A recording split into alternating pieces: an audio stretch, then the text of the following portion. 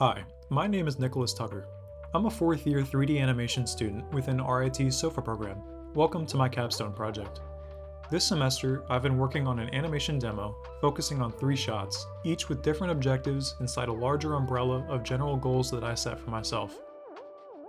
Coming from my junior film Genesis, which focused more on narrative and facial performance in terms of animation, I decided I wanted to lean into a more action-heavy project this semester to nail down my fundamental skills with weight, balance, and kinematics.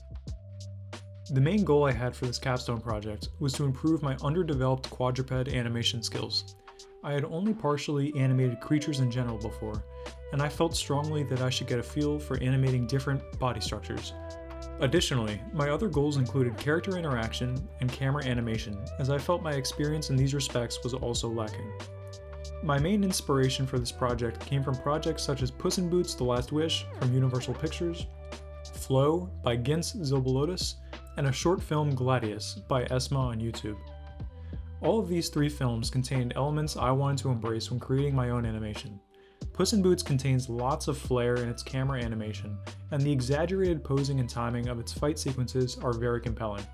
Flow has very consistently convincing quadruped animation, especially on uneven terrain, and Gladius provided me with the motivation for theme and aura which inspired my project.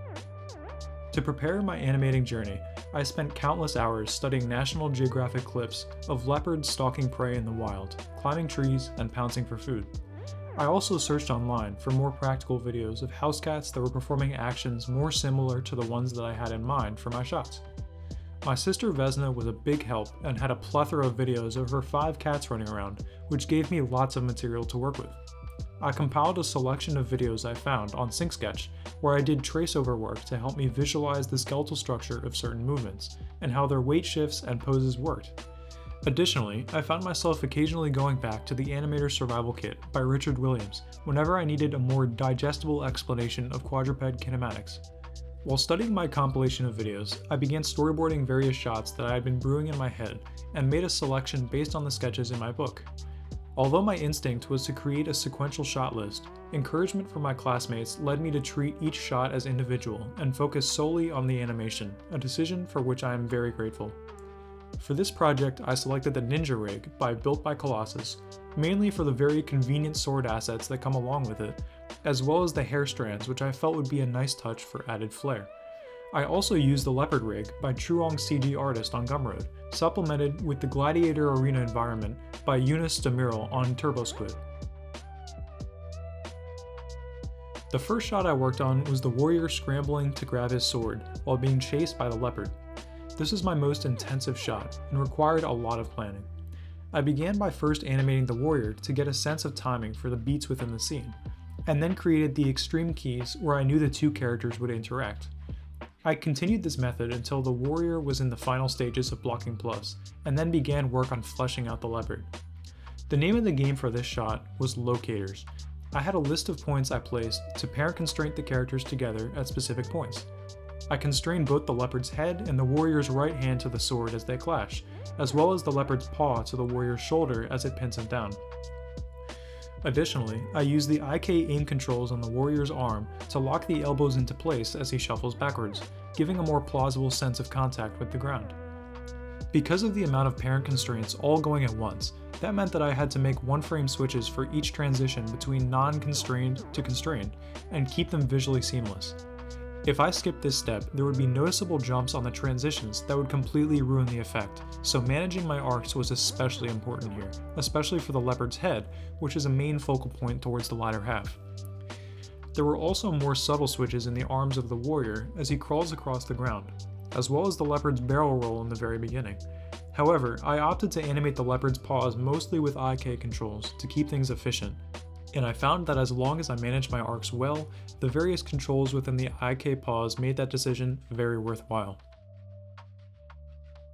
Shot 2 is where I decided to focus mainly on creating satisfying staging and poses, along with practice on weight shifting for the quadruped.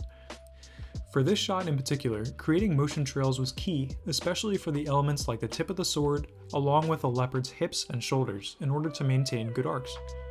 Similar to shot 1, these arcs became very important when doing a one-frame switch between the IK hand leaving the sword, as well as the double switch from FK to IK back to FK, which I used when he pushes off of his knee. I found myself opting to use forward animation mostly for the leopard, while resorting to pose-to-pose workflow for the warrior. This shot also presented an opportunity to play around with facial animation and performance, which I personally love. Shot 3 was the last shot I worked on for the semester, and I wanted to lean into the Puss in Boots inspiration a bit for the camera animation this time around. I made sure to emphasize the various hits in between the two characters, and produce more compelling beats through alternating quick and slow movements. The hardest part of this shot was balancing good framing and smooth movement, and it was very challenging to keep the camera from distracting from the character's actions. I was tempted at points to include cuts in the scene, but I felt that it would be disingenuous to the motivation and goals behind this shot, and I think it was for the best. Another big challenge in this shot was the weight shift the leopard experiences during the first strike downward, as I needed to create convincing momentum for the body weight while also rotating enough to convey the punch's power. The IK spine setup that I had been using for the leopard really came into play here, as being able to separate the sections of the leopard's body into individual pieces was extremely useful for translating that energy switch. And of course, like previous shots, motion trails were a great assist for visualizing the leopard's momentum as well. So what have I learned? Well, like I mentioned earlier, one of the first and biggest hurdles I had to overcome was my own creative process. Creating non-consecutive animations was surprisingly counterintuitive for me, and fighting the urge to think about shot transitions instead of the shots themselves was awkward at first. For context, here is my initial concept pass.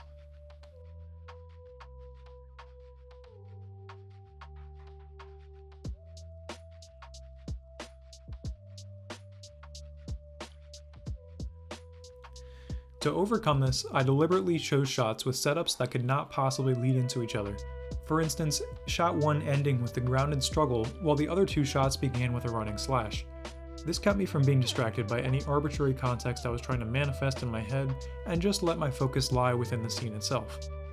Another aspect of this project that taught me a lot was the workflow. I'm someone who loves to get everything done in one go, which gives me motivation for long work sessions, but it can also be stressful when certain things just aren't possible to finish in a single day. Because of this, I often found myself thinking about animation solutions and brainstorming way more than usual, but it stopped me from making actual tangible progress. To combat this, I began working with the philosophy of make it exist first, then make it good. Polishing animations has always been my favorite part of the process, but that means that I have a tendency to rush to get to that step, and working with this mentality allowed me to give the preparatory phases room to breathe. Creating the animations I had in my head from scratch often felt like a daunting task because I was thinking only about the final product, but when I stopped thinking in terms of creating and instead in terms of fixing, my workflow became much smoother. I would like to give a giant thanks to Kevin Bauer, Brian Larson, Mark Reich, Jesse O'Brien, Christine Bannon, and Lex Depry, along with my sister Vesna for her cat videos, and all of my Capstone classmates this year for their loving support and wisdom throughout my experience at SOFA, and I hope to make good use of their teachings and encouragement for work to come. Thank you for watching my Capstone.